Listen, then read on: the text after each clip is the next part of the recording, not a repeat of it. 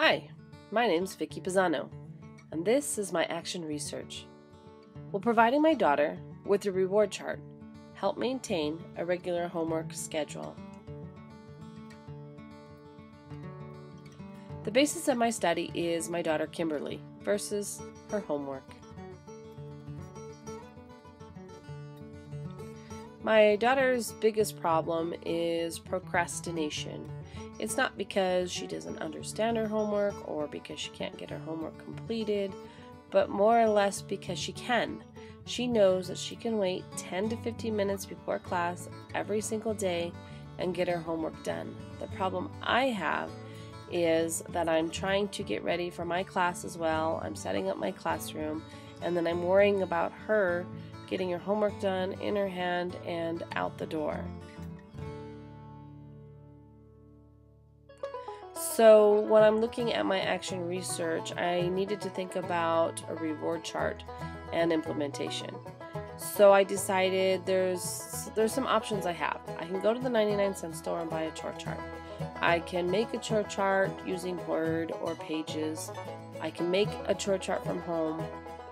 Because of this program, I thought it might not be a bad idea to go out on the web and see what is available in making chore charts. And I came across DLTKs growing together. And it was really awesome because A, it's easy to use, B, it's free, and C, it provided me with other resources for home and for school as well, such as making awards, bingo cards, bookmarks, calendars, etc. It was a really good resource for me. The next thing I needed to think about was making the chore chart that was going to help her be successful. So we started out with a chore chart that was very simple. The homework was, of course, the number one hot topic on her chore chart, and I added two others that she already does around the house, but I just wanted her to feel that success of being able to complete those chores to kind of get the ball rolling. I also felt that it needed to be attractive for her, and the DLTK's website allowed me to change the colors, change the font, change the size, add images. She picked this one when I was making her first week chart, and that made her a little bit more excited to use it. It also needed to be interactive, and because I was able to manipulate the fonts, manipulate the colors, and manipulate the images, it was perfect for getting her involved. And I saw that as I went throughout this process that she became more involved in the process of creating and maintaining and implementing the chore chart. The next thing I really needed to think about was communication. How was I going to introduce this chore chart to her? And I had overlooked one simple detail. Her question to me was, what happens when I finish my chores? I don't know what I was thinking, but somehow in the process of worrying about the chore chart, I had forgotten about what was she going to get for completing this task other than self-gratification. A 7-year-old needs to know, what am I going to get out of the deal?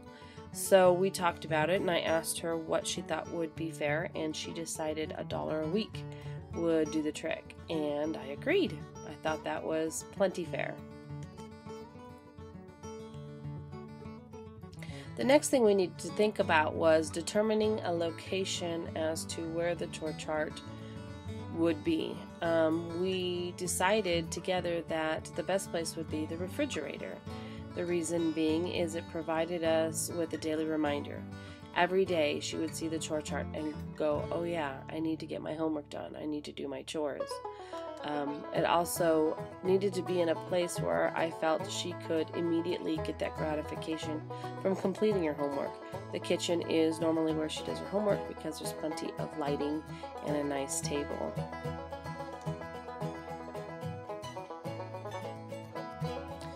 The next thing we needed to think about was who is going to be responsible for the whole process of the chore chart. The first week I pretty much got the ball running created it. She did give me some input, but creating, implementation, maintaining, as well as assessing. So I created it. It was my job to get it up and get it implemented. It was also my job to make sure it was being maintained, that every week she was getting a new chore chart, and assessing it to make sure she's following through with her responsibilities. Once we were able to put the sticker on, we decided that we would not only put the sticker on, but also give a nice high five.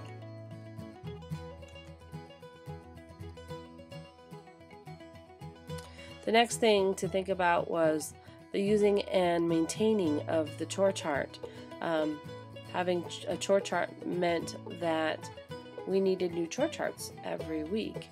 And so I felt like if she was able to help me build the chore chart, that would get her more involved in this process, and also help build self-esteem, responsibility, organizational skills that she needs, as well as computer competency.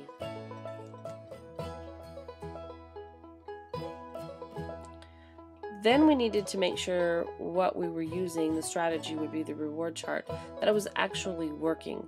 So as far as the assessment, we needed to make sure that it was a daily observation, looking at that chart every day, every night before we go to bed. Did the chores get done? Did your homework get done? Did your teeth get brushed? Did your room get cleaned?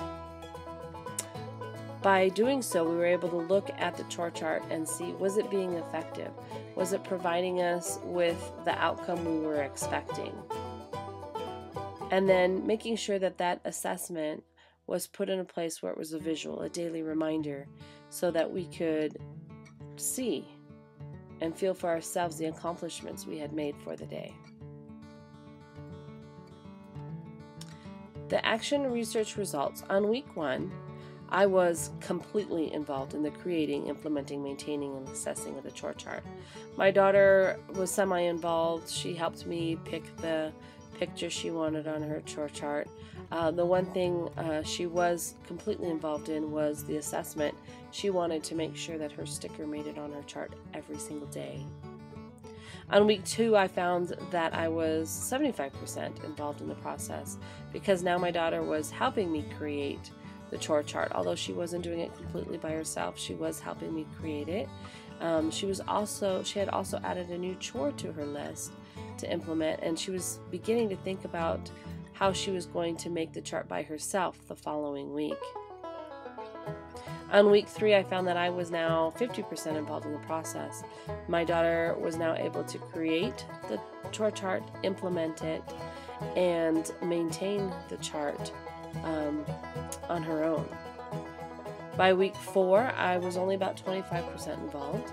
My daughter was creating, implementing, maintaining, and assessing the chore chart completely by herself.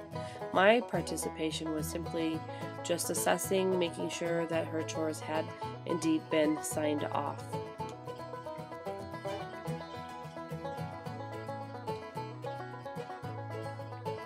These are some graphs that kind of show the input into using the chore chart strategy. The chart shows how much work I had to put in the creation, implementation, maintenance, and assessment of the chore chart process. And you can see from week 1 I was completely involved, and then it decreased in time. By week 4 I was only basically 25% involved in the chore chart process. On the other hand, you can see my daughter's input into her chore chart, and you can see how from week 1, with the exception of the assessment portion, she was semi-involved in the process, all the way up to week 4, where she was 100% involved, which really helped her take over that responsibility and become organized. So the conclusions I got from this was that using a chore chart for my daughter was extremely effective. It was easy to utilize, and it provided me with a resource not only for home, but also for school. It also helped my daughter become involved in the process of creating, implementing, maintaining, and assessing her own progress. which helped give her the skills that she needed to become more organized for lifelong learning. This also provided me with extra support that I could use for my classroom as well as for home, and teaching my daughter and my students responsibilities. Some of the things I noticed with the action research is that it's kind of like a puzzle. The researcher has to look at the problem in order to implement a plan by putting the pieces together and manipulating them as necessary throughout the process in order to effectively solve the puzzle. For me, I felt like at the beginning it was me putting all the pieces together, when I realized that it's not just about me solving the pieces and putting them together, it's also about implementing that strategy into my daughter, where she became involved and she was able to help put the pieces together and make this research completely effective for a strategy for her. The other thing, the best part about completing the action research was just seeing the progress and the enthusiasm she took in being part of the process.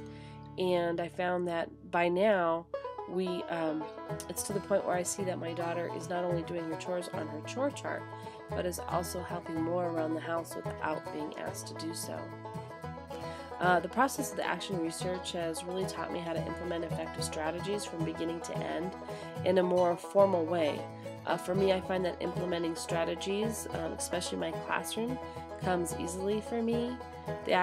This activity, though, has taught me to identify a problem statement, to actually look at, okay, let's look at the problem before we're implementing strategies, and then focus on one particular strategy.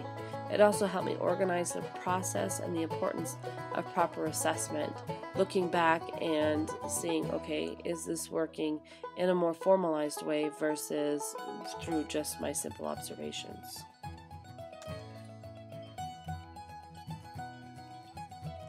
This was presented by me, Vicki Pizano, EDUC, 5/26, January 2010. Thank you.